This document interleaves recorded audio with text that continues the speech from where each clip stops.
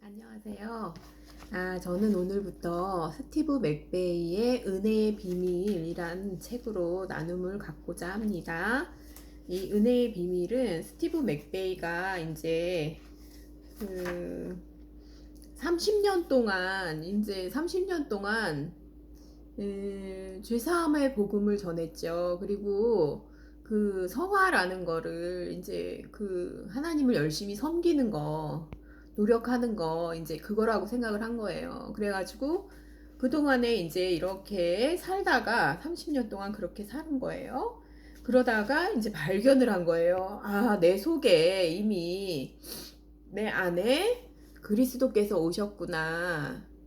그 동력으로 살아가면 굉장히 자연스럽게 그리스도인이 신앙생활을 할 수 있다는 것을 발견하게 된 거예요. 그러면서 쓴 책이죠. 이것은 그렇게 해서 쓴 책인데요. 우선 스티브 맥베이의 그 저자 그것을 읽어보겠습니다. 하나님의 은혜는 노력의 산물이 아니다. 우리를 향한 그분의 신실한 사랑을 나타내는 증거이다. 이것은 우리의 행위가 아닌 우리 존재 자체가 하나님의 기쁨이 된다는 것을 의미한다. 이 책은 신앙생활의 본질이 기뻐하며 하나님을 찬양하는 것임에도 노력과 애씀으로 점점 얼룩져가는 이 시대의 앞에 우리가 잊고 있던 진짜 은혜를 다시금 소개한다. 저자인 스티브 맥베이 목사 역시 19살부터 목회 활동을 시작했지만 점점 자신의 초점이 예수님에게서 사역으로 옮겨가는 것을 깨달은 뒤 도덕과 율법의 그늘에서 벗어나게 되었다. 이후 그레이스 워크 사역팀을 세워 하나님의 완전한 은혜를 전달하기에 힘쓰고 있으며 한국을 비롯한 전 세계 곳곳에서 은혜를 살아내는 삶을 살도록 돕고 있다. 은혜를 살아내는 삶을 살도록 돕고 있다. 저서로는 은혜 안에 머무는 삶, 교회에서 가르치는 거짓말, 내게 찾아오시는 하나님의 은혜가 있다. 이것은 은혜 안에 가만히 머물러 있으라는 얘기가 아니에요. 이거는 은혜를 살아내는 삶을 살도록 돕는 책이에요. 그러니까 우리 안에 동력으로 물론 하나님이 계시죠. 그러나 우리는 이 삶을 살아내는 그 자연스러운 생명이 있다는 얘기예요. 근데 이제 노력하는 거 자연스럽거든요. 굉장히 자연스러운데 근데 이제 이게 우리가 뭐 애써 노력하기 싫은 걸 막 하려고 그러고 막 이렇게 살지 않아도 된다는 것을 얘기하는 거예요. 이거는 자아를 부인하지 말고 그냥 가만히 있으라 그런 얘기가 아니에요. 자, 1장 노력하지 않기의 비밀.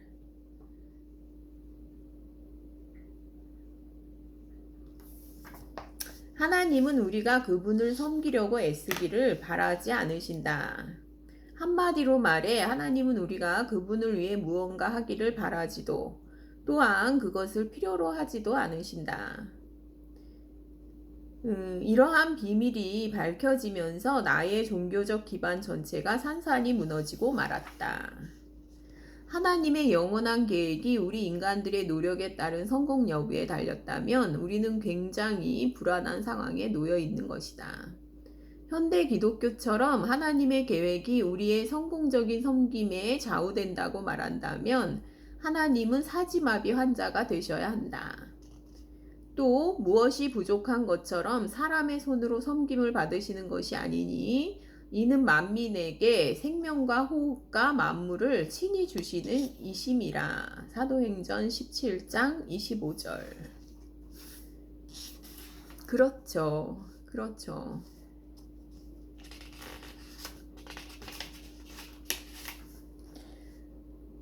우리가 하나님에게 몰입해 있다면 굳이 옳은 일을 하려고 애쓰지 않아도 된다. 성별한 삶을 통해 우리의 삶은 활력이 넘치게 되기 때문이다. 이것은 영적인 삶의 원리가 우리 옛사람이 노력하는 거에 달려있지 않다는 얘기를 하는 거예요. 새 사람으로서 그 하나님에게 집중을 하면 자연스럽게 영적인 삶을 살 수 있다는 얘기를 하고 있는 거죠. 예수님은 하나님을 위해 단 한 가지도 노력하지 않으셨다. 우리가 하나님을 위해 할 수 있는 일은 아무것도 없다. 하나님을 위해 무언가를 할 수 있는 분은 오직 하나님 자신뿐이다. 노력하지 않기의 비밀은 우리 자신의 판단과 능력에 의존하지 않고 그 대신 하나님의 생명을 근원으로서 믿는 것이다.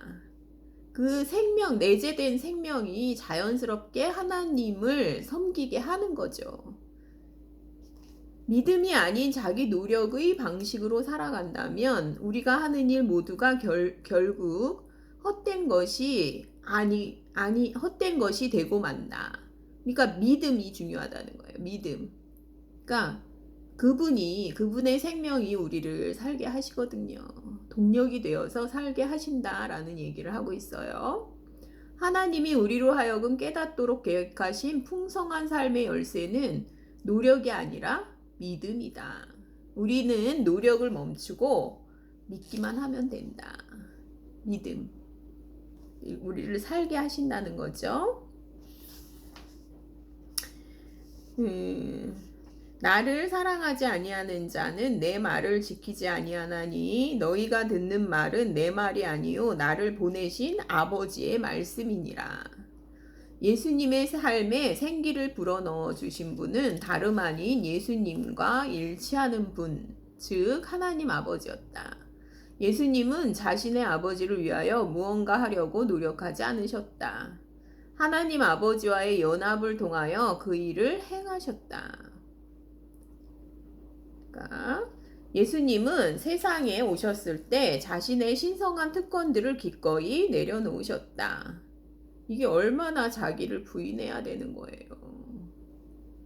이게 얼마나 자유의지가 있어야 되는 거예요.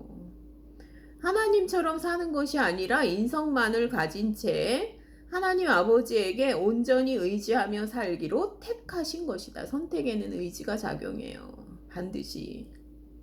택하신 것이다. 예수님은 이 땅에 계셔도 하나님과 같지만 전적으로 사람으로 살아가셨다.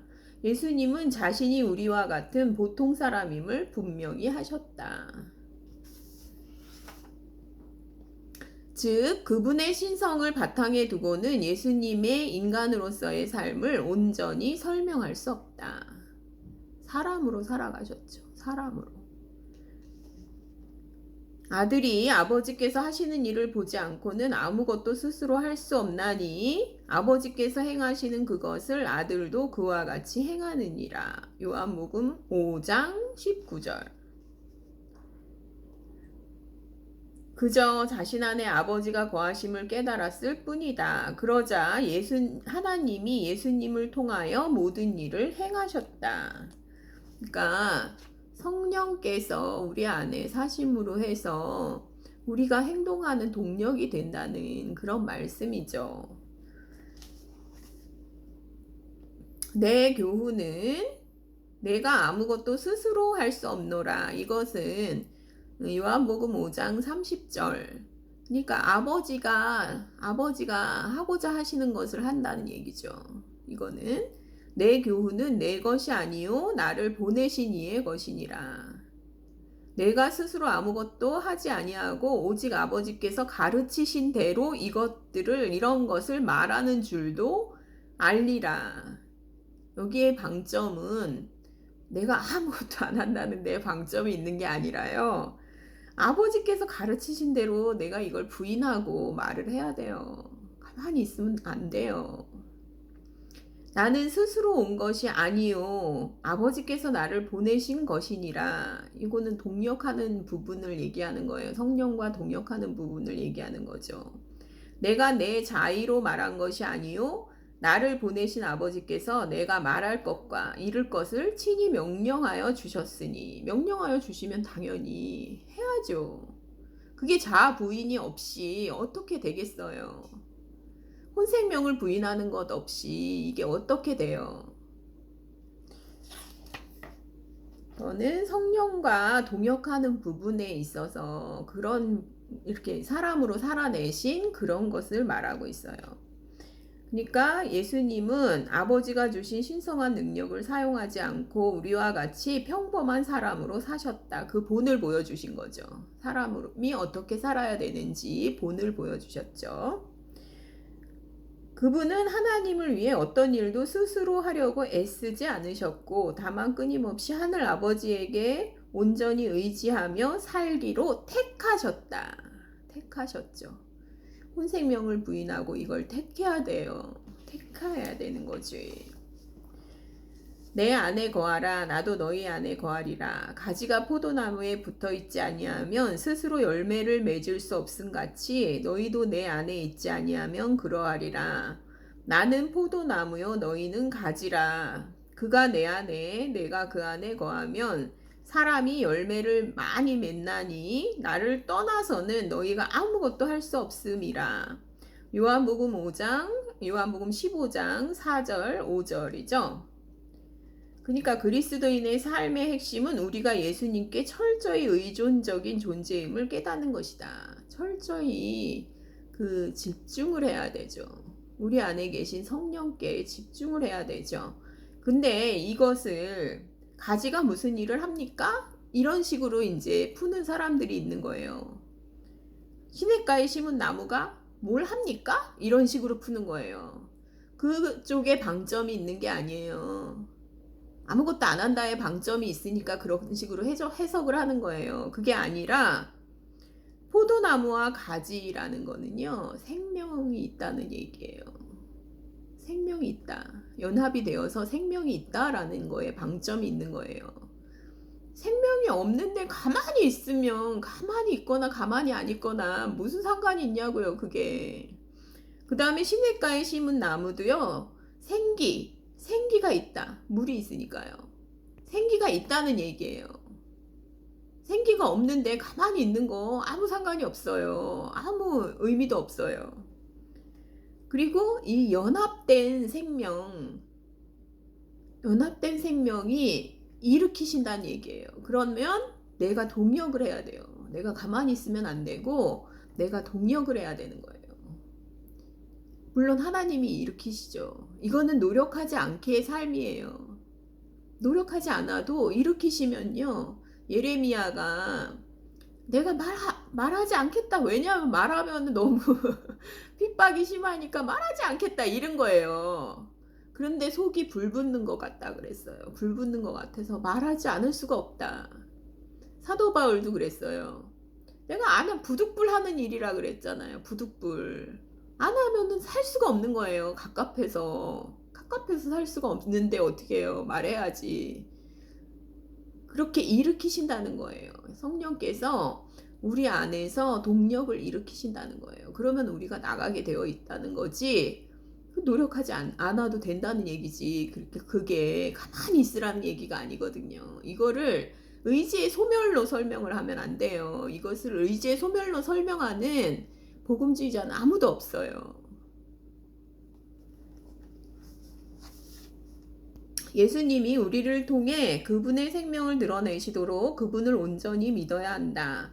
우리는 우리 생명이 예수 안에 있다는 것을 그저 믿어야 한다.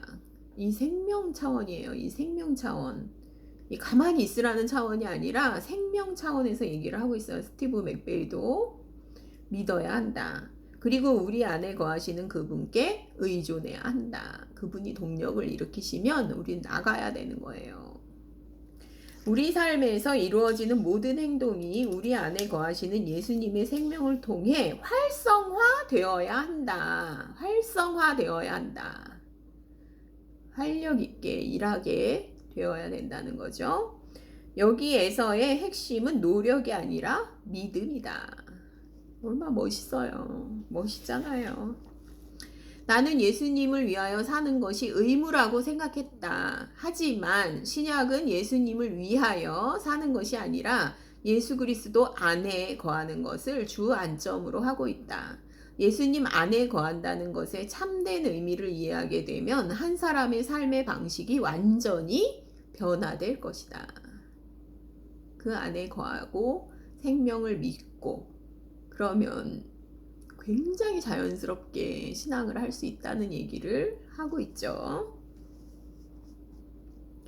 나는 꽤 오랫동안 예수님을 위한 삶이란 그분이 내게 원하시는 행동들을 하는데 헌신하는 것이라고 생각해 왔었다. 주로 신실한 삶을 위한 원칙들을 찾으려고 성경을 읽었다. 나는 규칙적으로 그 원칙들을 지키고자 전념했다. 때로는 사람들에게 나는 신념대로 살고 있다고 말하기도 했다. 그것은 하나님은 성경대로 살아가려고 헌신하는 사람을 축복하신다였다. 하지만 지금에 와서 생각해보면 그것은 확실히 율법적인 삶이었다. 그러니까 스티브 맥베이는 그 율법적인 삶에서 벗어나 해방의 체험을 하게 된 거예요. 아, 우리 안에 성령님이 내주하시구나. 그리고 성령님께서 내 마음을 일으키시는 거구나. 그러면 내가 하고 싶어서 하는 거구나. 의무가 아니었구나. 이렇게 율법에서 벗어난 체험을 이 책을 통해서 얘기를 하고 있는 거죠. 그 다음에 너희를 부르시는 이는 미쁘시니 그가 또한 이루시리라. 데살로니가전서 5장 24절. 성경은 우리가 아니라 예수님이 그것을 이루신다고 분명히 말하고 있다. 이것은 예수님이 우린 가만히 있으면 예수님이 이루신다는 그렇게 해석을 하는 사람들이 있는데 그건 참 저급한 해석이에요. 예수님이 이루시죠. 나와 예수님의 동력으로 이루시는 거예요. 내가 아니라 예수님이 이루시는 거죠. 예수님이 동력을 일으키시고 그걸 하게 하시고 기적도 이루시고 그렇게 하시니까 그렇게 얘기하는 거예요. 이것은 네 동력이 필요 없다는 얘기가 아니고 너는 가만히 있어도 된다라는 얘기가 아니에요. 참 저급한 해석이에요. 이것을 그렇게 해석하는 사람이 있다고 저는 생각도 못했어요. 하나님은 우리가 옳은 일에 초점을 맞추기를 바라지 않으신다. 그보다는 우리가 하나님 자신을 목적으로 삼기를 원하신다. 우리가 하나님을 사랑하기만 하면 돼요. 그러면 그분이 그 동력을 일으키시고요. 우리가 할 일을 알려주셔요. 그럴 때 우리는 동력을 하면 돼요. 우리는 왜 그리스도인다운 삶을 살지 못할까? 흔히 말하는 그리스도인다운 삶은 예수 그리스도 중심이기보다 문화적인 특성을 띈다. 그리스도를 향한 순전한 믿음으로 살기보다는 성경적인 모델을 바탕으로 행동하려 애쓰다가 외식적인 생활을 하는 경우가 종종 있다. 그러한 그리스도인의 삶이란 죽을 수밖에 없는 유한한 인간을 통해 하나님의 생명이 표현되는 삶이다. 하나님의 생명이 표현되는 삶이에요. 우리의 행동, 삶을 통해서요. 멋진 거죠. 이거는 최고의 생명이죠. 최고의 생명을 살아내는 사람들이 있어요. 그래서 나무를 있잖아요. 남의 산에다가 40년, 50년씩 계속 심는 나무를 심은 사람이라는 글도 있잖아요. 책도 있잖아요. 그리스도인이죠. 성자죠, 성자. 근데 동력을 하고 있잖아요. 행동하고 있잖아요. 그 사람은 맨날 이제 밤마다 뭐를 하냐면은 나무를 이렇게 나무가 아니라 열매를 이렇게 골라내요. 좋은 열매로 골라내요. 그리고 이제 아침이 되면 이렇게 지팡이 갖고 다니면서 이렇게 해서 나무를 심어요. 남의 산에다가. 그래서 결국 프로방스, 거기가 이제 숲의 대명사가 돼요. 한 사람이 이룬 거예요. 뭐든지. 그 숲을 한 사람이 이룬 거예요. 그리스도인의 삶은 그래요. 너무나 멋져요. 대가 없이. 하나님이 마음을 일으키시는 대로 그걸 하는 거예요. 행동을 하는 거예요. 그리스도인이라면 누구나 자신들이 그리스도인이 되기 위해 아무것도 하지 않았음을 잘 안다. 그죠? 여기는 알죠? 그들은 그저 예수 그리스도를 믿었다. 그러나 많은 이가 좋은 그리스도인이 되려면 선한 일들을 열심히 해야 한다고 믿는다. 그래서 믿음 대신 옳은 일을 위해 투쟁한다.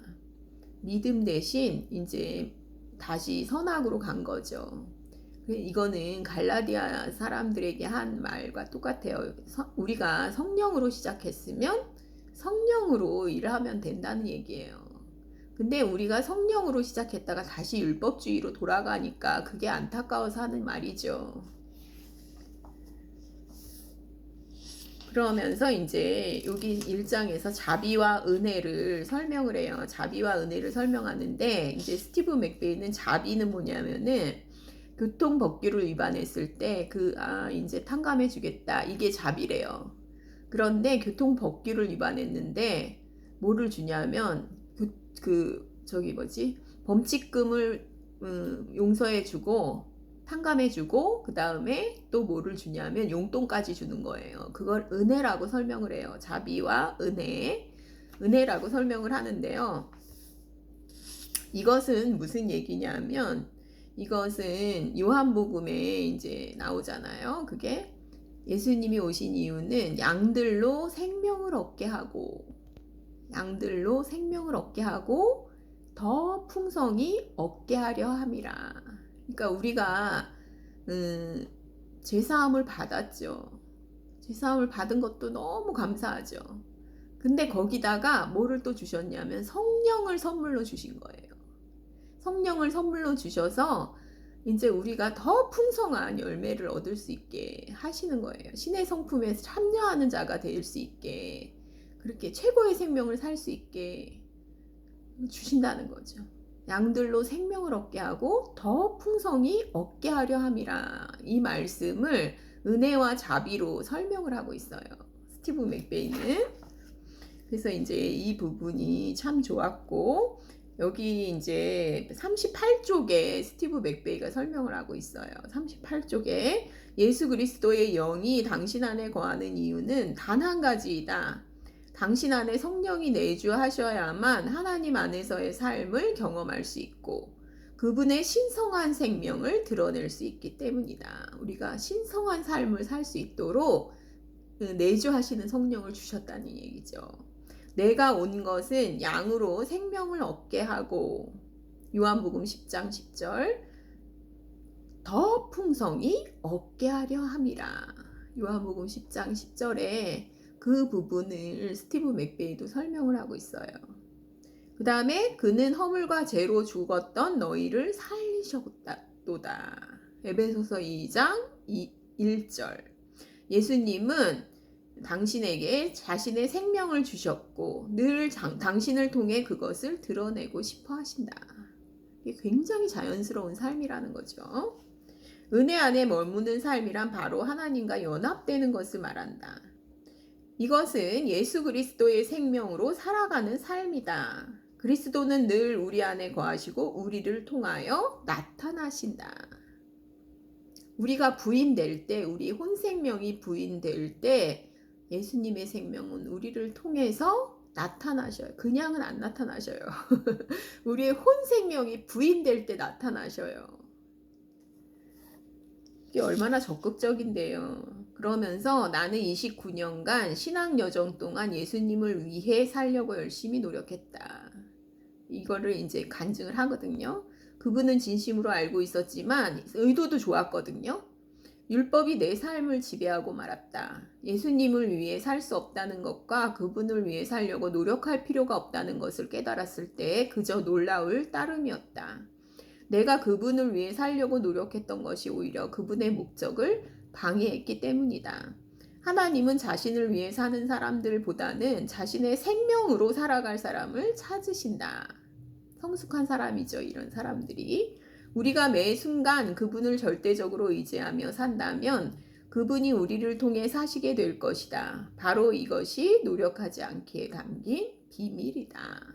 그러니까 굉장히 자연스러운 삶이라는 것을 얘기하고 있어요. 그리고 율법주의로 다시 돌아가는 그거는 이제 열심히, 물론 마음은, 의도는 좋아요. 근데 다시 이제 율법주의로 돌아간 거죠. 성령으로 시작했다가 율법으로 끝내려고 했던 자기의 29년을 반성하면서 쓴 글이거든요, 이것은. 근데 가만히 있으라는 얘기는 아니에요.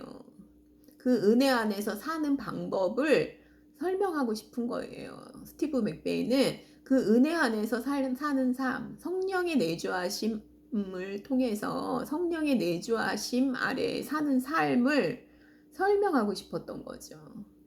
이것은 이제 노력하지 않아도 된다라는 게 가만히 있으라는 얘기가 아니라 하나님께서 동력을 일으키실 때 내가 자연스럽게 움직이면 된다, 행동하면 된다라는 얘기를 하고 있어요.